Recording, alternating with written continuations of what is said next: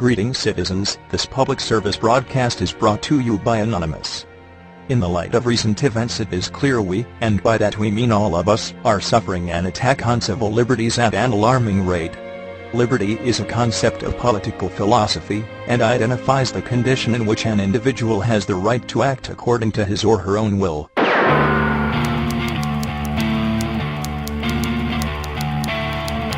I think those bailouts were absolutely required to save your civilization.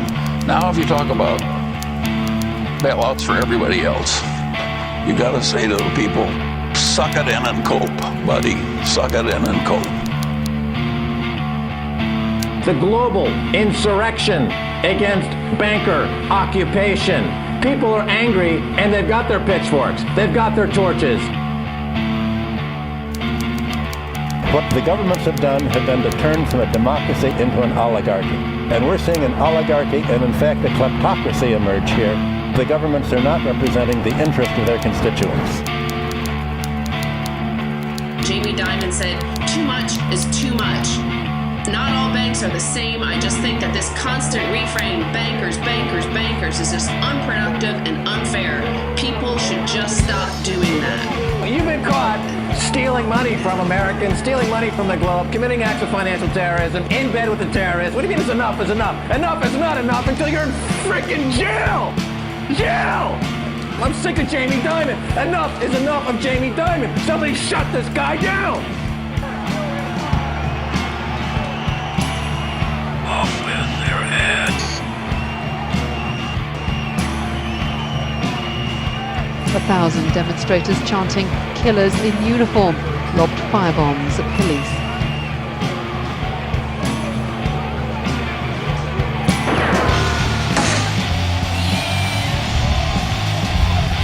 This government minister was stoned by a mob. It all makes perfect economic sense. I've calculated that you need to eat approximately 37 quadrillion Twizzlers each out of the next 12 months to balance the budget.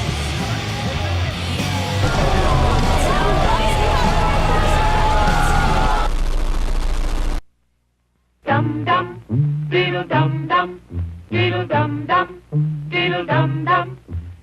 When I was at secondary school in the early 70s, we were told that we were going to have a 3-day-week leisure society. In school, they said computers are going to come, it's going to be a 3-day-week work, leisure society. Sounded pretty good to me. And of course, there's been that money there and those things for us all to do that. The turtle was very alert.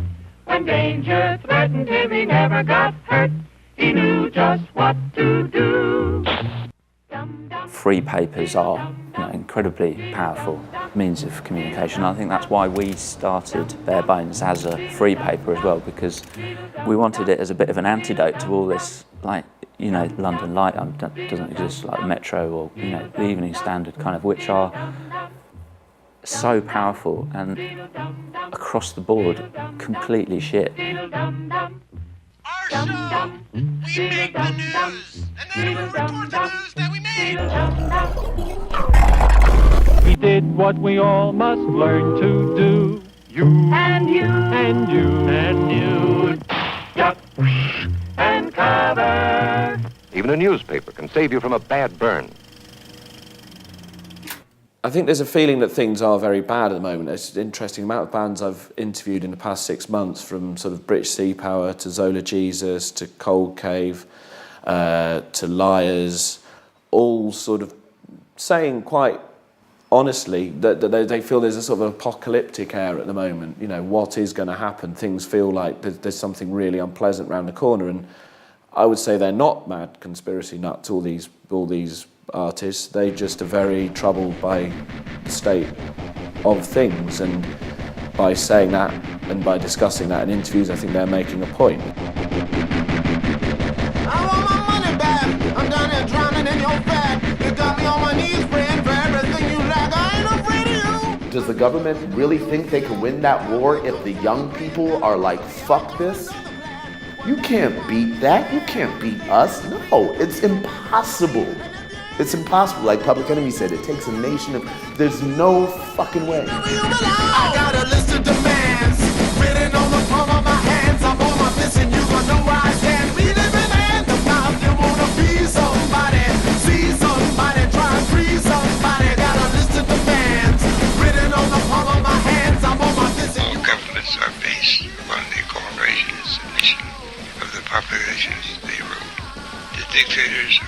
strong as they tell you they are.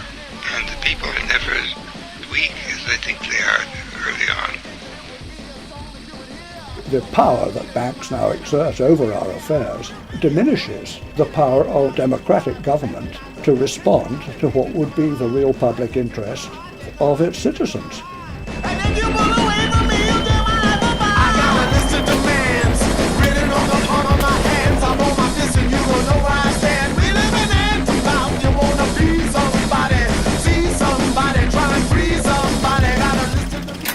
You must have a leader, because people are like sheep and they have to be led. I think you know that I am there for you. And I do care so very, very, very much. Call the police, I'm strapped to the teeth, and liable to disregard every belief. Calling the law, I'm fixing the draw. Alarmity when isn't seen, they're calling for fraud. Calling them now, cause it's about to go down. I'm standing on the threshold of the ups and the downs. Call up the truth, because I'm about to break loose. We're taking that cause then I'm breaking out of my noose. I got a list of demands, written on the palm of my hand. Throughout history, many of our heroes have stood on the wrong side of the law, so to speak, you know? Shit that Martin Luther King or Malcolm, tons of our so-called heroes, when they first stood up and spoke, the shit they said was against the law. And so we can't really count on the lawmakers or the powers that be to see shit as it should be when it first happens.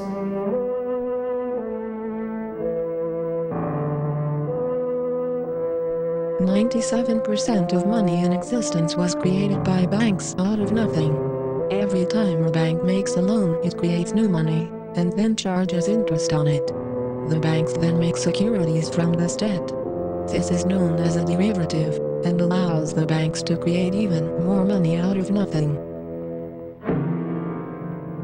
There's no rule of law, it's a kleptocracy, and they sell poo-poo with each other, and they call that, and that's the economy. American economy is based on selling poo-poo from one bank to another for fees, and then when it's too much poo-poo in the system, they declare bankruptcy and they demand a bailout, which then it's like getting a clean underwear. What do they do in the clean underwear?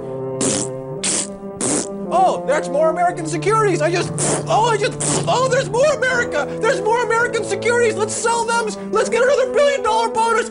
Oh, I just made myself another bonus. That's what Wall Street's all about. It's just selling poo-poo. That's it. It's worth nothing. The creation of new money in this way leads to price inflation in the goods it was created for. This process of money creation is undemocratic and gives the banks power and wealth they do not deserve. The thing I noticed about house prices, now in 1979 we made an LP on our own and we had to borrow a load of money, and it was probably getting on for 700 or 1,000 quid to make an album and press it ourselves. I seem to remember. And I know that the house we rented, next door the house was for sale for 3,500 quid, and you could get houses for around 2, which was proportionally a lot cheaper than it is now, because it still probably only costs you 15 or 2,000 quid to do your own album. I mean, if you do it the way we do it. And a house is substantially more now, rather than being 4,000 or 5,000. If we can inflate the value of these houses, and I can get you paying me back 3 times the amount I'm lending you, I'd much rather lend you $500,000 than 10,000. Because I got you right where I want you. I got your wife or your girlfriend where I want them, because they're going to have to work as well. You're not going to have one parent being able to support the family.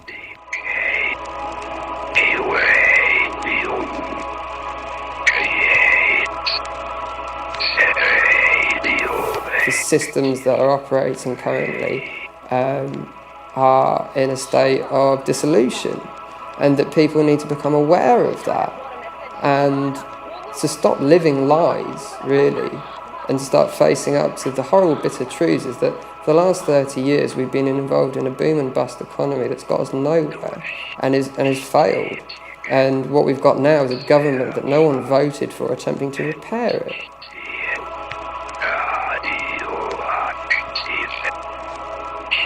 You can think of the financial sector as being wrapped around the real economy.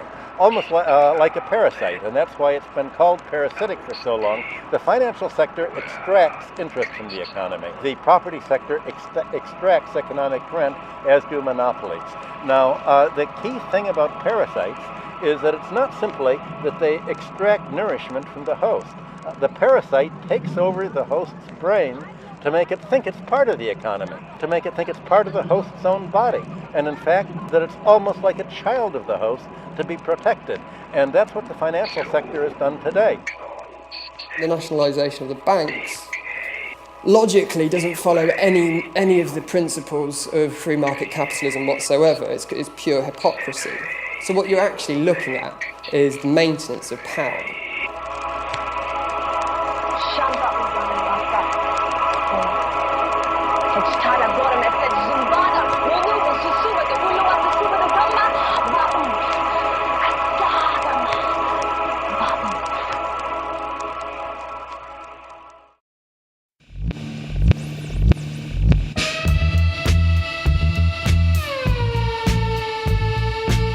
You know, what I'm doing, and it's not just a statement in terms of the lyrics themselves. I think that's really important, to actually make lyrics important again and what it's written about. So many people were worried about how it was sung, and they were only using music for escapism, you know, suddenly, and that's kind of what often happens when we're peaking in terms of wealth in the nation. And it happened in the 80s, and there was a lot of music where it was about what the musicians wore and that sort of thing, so it was very consumerist in that way.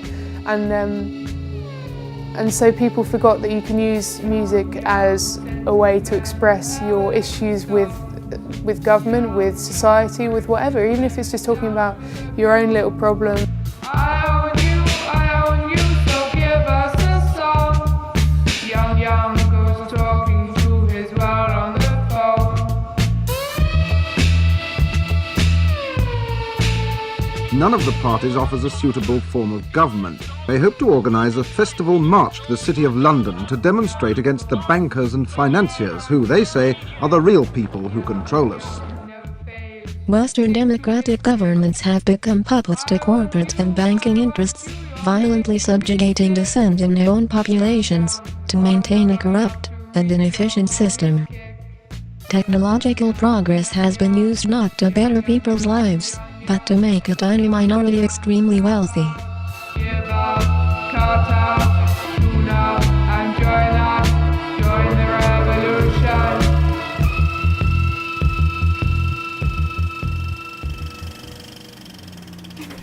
The city in its own right, the City of London Corporation, which is the local government authority for the City of London, is in itself a slightly alien political entity in Britain. It is not just another municipal authority. It has all of its own rules that are very different from what apply in the rest of Britain.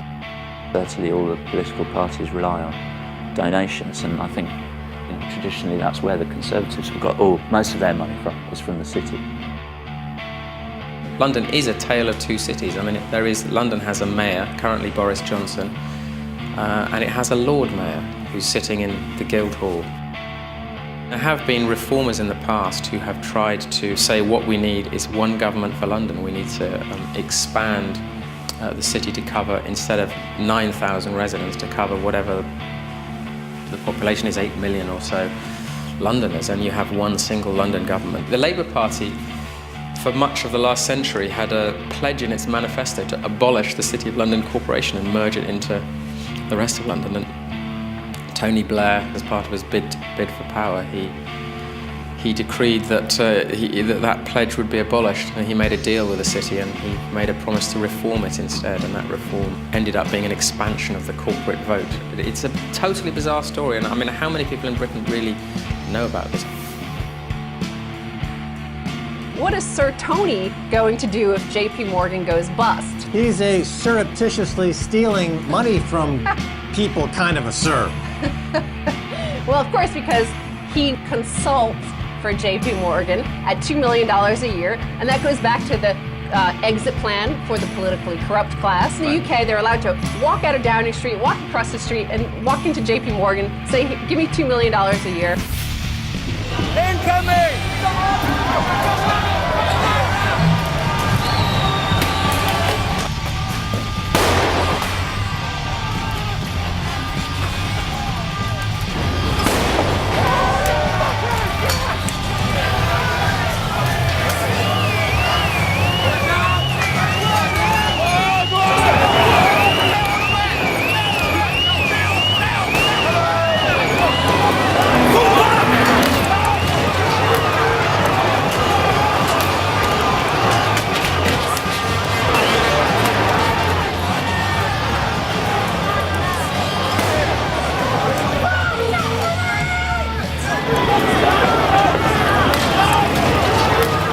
People are becoming informed. And then at the same time, people like Julian Assange are threatening to really fucking inform us about what's going on, you know? And there is a reaction, there's a response to that information. And once people know, once people learn, then it becomes inevitable that people have to move and grow and change accordingly. Technology is extremely empowering. And the thing is, they can't control it, you know? Because these kids are born like OS13,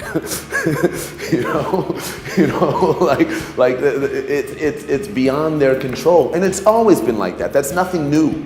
It's always been like that. That's how hip hop came to be. That's how so many things have come about.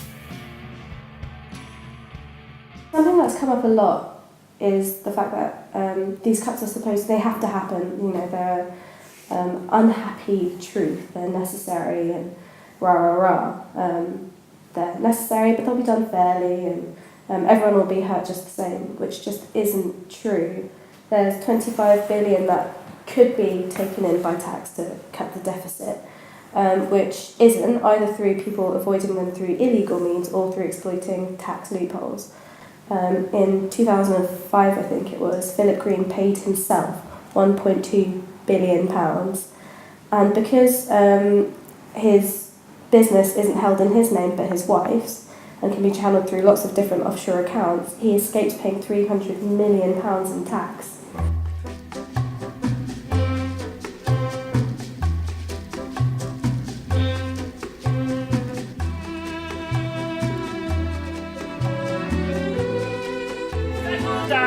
Settle down, everybody settle down. Now, one thing we forgot when we came in, what did we forget, class?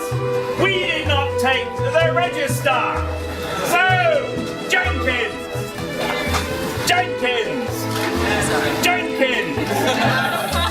Very good. Now, hands up, anybody who isn't here. There is what some of us call the Philip Green defence, which is no tax was avoided because no tax was due. But what he doesn't say is that no tax was due because I put a lot of work into making sure that no tax was due. UK Uncut was a new phase for me. It's something that kind of exploded onto the streets, which is absolutely fantastic. I see this as we're just at a fairly early stage of a process, and UK Uncut is looking at one particular aspect of this system, which is corporate tax avoidance, which is a very important part of it. But what is really out there is something much bigger than that, much more all-encompassing. Tax havens have been completely under the radar for such a long time, partly because there has been this perception that these are just places for a few kind of mafiosi and, you know, celebrity tax dodgers and you know, a few kind of spivs. The fact is that these are now the heart of the global economy. The figures are absolutely staggering. I mean, half of world trade, in a way, passes through tax havens. Britain has a particular role in this global offshore system. I mean, there's no dispute really that Britain is responsible for about half of the tax havens in the world, and Britain is a tax haven in its own right. Every multinational corporation pretty much these days will have offshore subsidiaries that they will use for various reasons. Cutting down on their tax bills is usually top of the reasons. Recently, the Mail on Sunday did a great little investigation about how many offshore subsidiaries the UK banks have, and the top three, Lloyds, Barclays and RBS, had 550 offshore subsidiaries. It's always the banks. The banks are right in there. So this is the heart of the financial system. Governments of OECD countries have found themselves curiously reluctant to crack down properly on tax havens. And when you look at the amount of illicit money coming in under the table, it's hardly surprising it's been so difficult to crack down.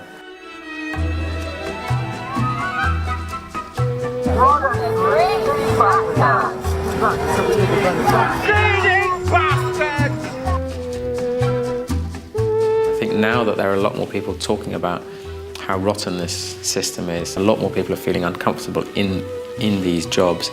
And so I'm hopeful that there'll be a lot more revelations and people coming forwards to explain what the system really looks like.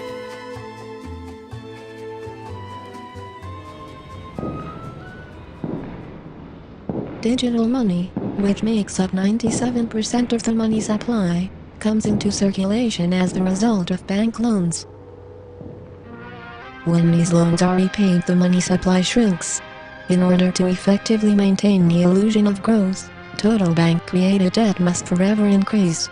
If governments are unwilling to go further into debt, someone else, such as students, must take on more debt to supply the economy with its medium of exchange. This is the way the debt-based monetary system is designed.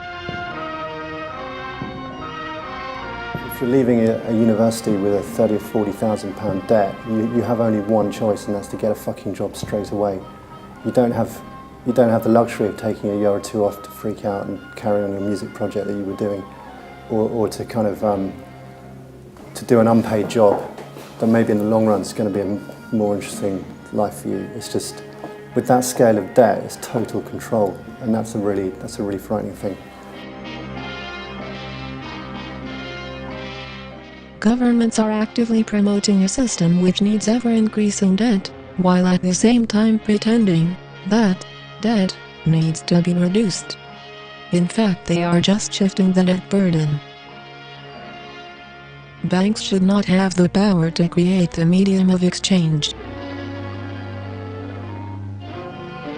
I lived in a village, and nearly everyone I lived on the same street as worked in offices in out of town, and they all, had houses that were bought with mortgages, cars that were bought on loans, and that was a dream. You could become middle class as long as you could sign the right papers. And that's really how the power is maintained, by keeping people in a level of debt, in a deficit, a disadvantage. They're talking about instituting $100 trillion of new debt. That's $100 trillion of worthless cocktail napkins with smeared lipstick that says $100 trillion on it, exchanged amongst corrupt bankers for fees to pay for these godforsaken overpriced hookers. A lot of the time it seems that probably politics in this country hasn't changed for hundreds of years. Where is the line? What's the point where it is okay to have violent protests?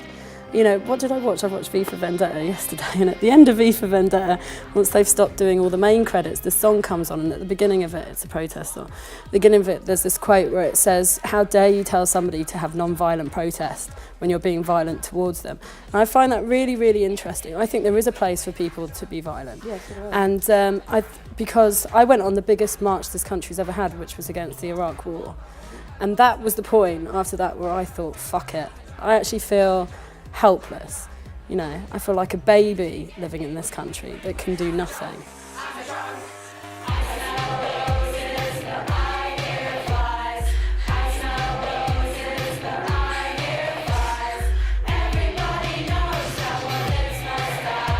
I think it's funny how they interpret violence. Violence apparently no longer means a human being harming a human being. It means vandalising property. So I guess the smashed Treasury window is much worse than Alfie Meadows being left with brain damage and having to go to hospital because of police-induced head injuries, or Jodie McIntyre being humiliated and pulled out of his wheelchair. I think the media is what's put us key values in terms of what constitutes violence. Men, the enemy has asked for it. Let him have it. Seek no quarter, nor give any beyond reason. Be firm, be just, and Godspeed you all. Stop! If you're in the airport, stop! Listen to me right now. Buy silver and crash JP Morgan. And this is how you take down a giant. You find that vulnerability. You go in there hard. In JP Morgan's case, they're short silver. That's their vulnerability. You hit them there really hard, and they will go down like a sack of beep. That's the only way. You gotta think of them like a vampire. And you gotta drive that silver stake through their heart. They're short billions of contracts of silver. Their balance sheet's at risk. The more silver you take off the balance sheet, the greater the probability they'll go bankrupt. And then we're down one terrorist in the world. You gotta do it. Snorting fire. Oh boy, you say, rubbing your hands together, that's for me. That's right up my alley.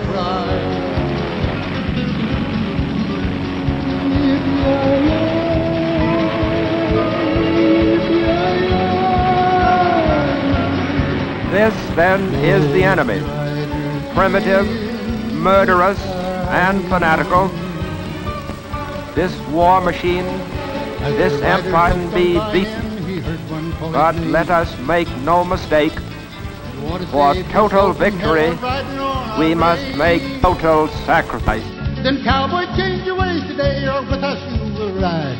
And blast. The devil's herd across the endless sky.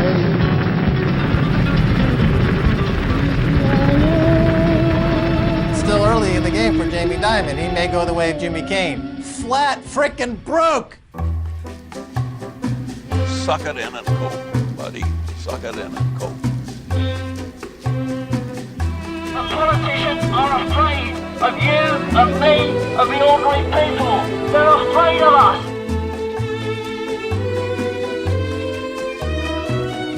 Wherever they are hiding, we're going to find them, and we're going to root them out, we're going to smoke them out, and we're going to drive a silver and gold spike through their hearts so that they can't breathe another fiat currency's breath.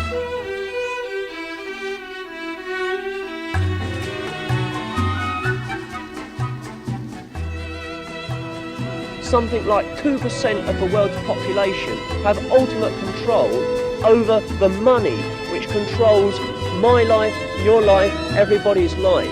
If that money was in our hands instead of their hands, then in fact the world would be a much more happy place.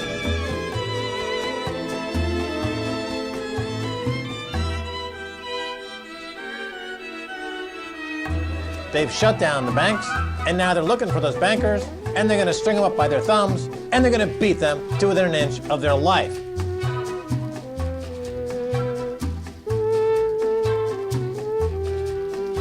But I think that making you suffer enough will ease some of my pain.